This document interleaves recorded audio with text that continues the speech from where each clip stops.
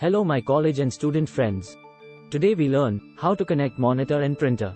Certainly, I will explain the steps to connect a monitor and printer to a computer.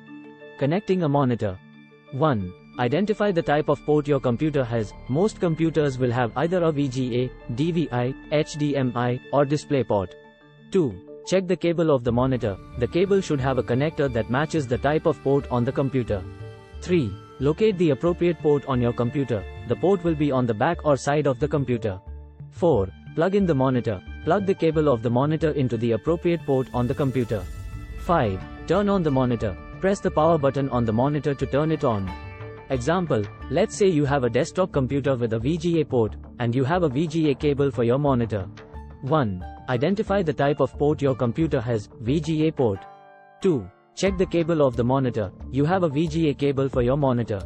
3. Locate the appropriate port on your computer. The VGA port is on the back of the computer.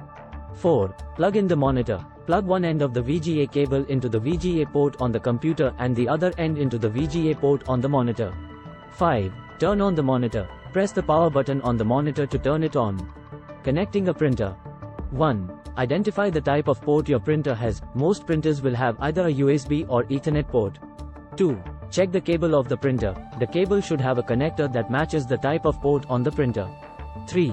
Locate the appropriate port on your computer. The USB port will be on the back or side of the computer. 3. The Ethernet port will be on the back of the computer or on the router. 4. Plug in the printer. Plug the cable of the printer into the appropriate port on the computer or router.